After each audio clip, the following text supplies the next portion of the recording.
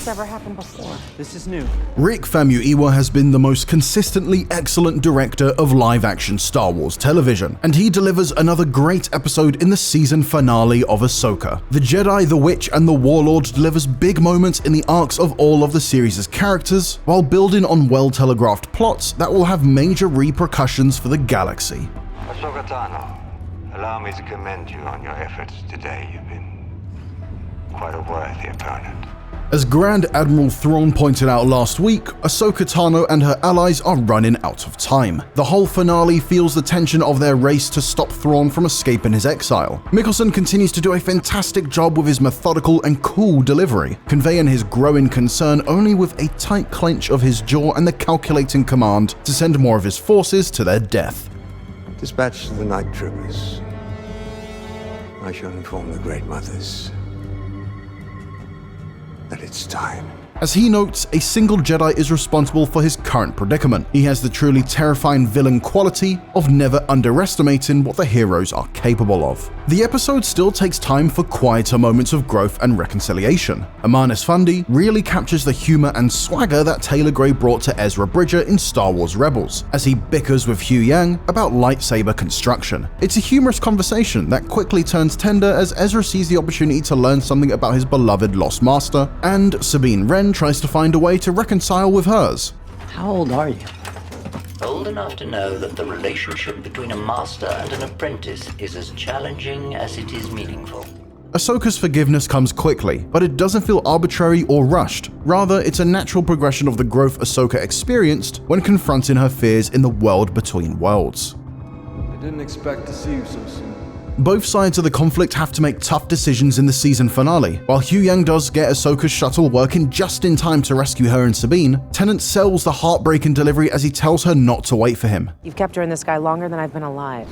Do not wait for me. Likewise, Sabine finally learns the lesson about how a master and student should always stick together, a lesson that Hugh Yang's been trying to hammer home all season, leaving behind the brother she's fought so hard to save in order to fight at Ahsoka's side. And you will die here.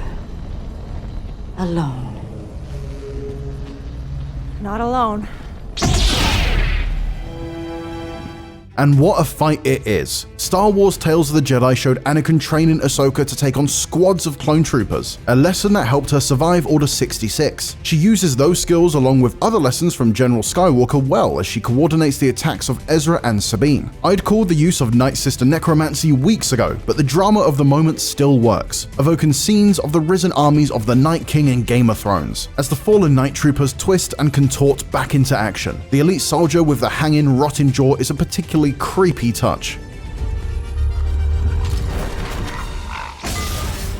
Imbued with Night Sister magic and a relic blade last seen in Star Wars The Clone Wars, Morgan Elsbeth gets her rematch against Ahsoka and again shows off the fluid fighting style that made her episode a highlight of The Mandalorian. The destruction of one of Ahsoka's lightsabers makes it very clear that without Sabine's timely assistance, this fight likely would have gone the other way.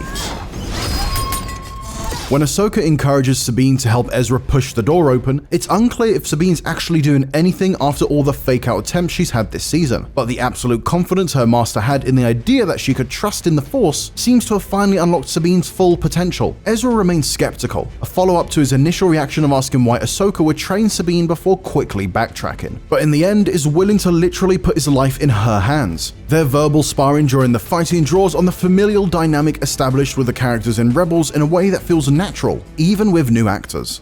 Nice moves. She's been training.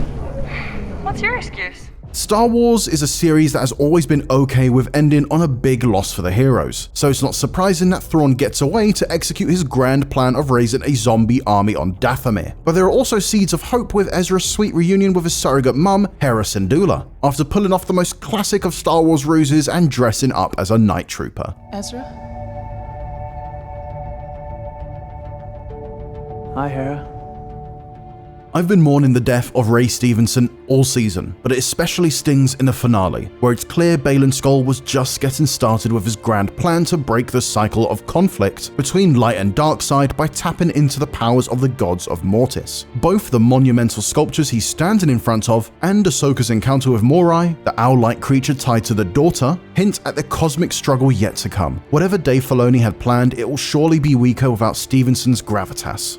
The appearance of Anakin smiling and watching over his former apprentice delivers one last big burst of emotion for the season. It's a beautiful moment that crystallizes the pathos Filoni built between him and Ahsoka over so many seasons of television as she embarks on the next step in her journey with her own student.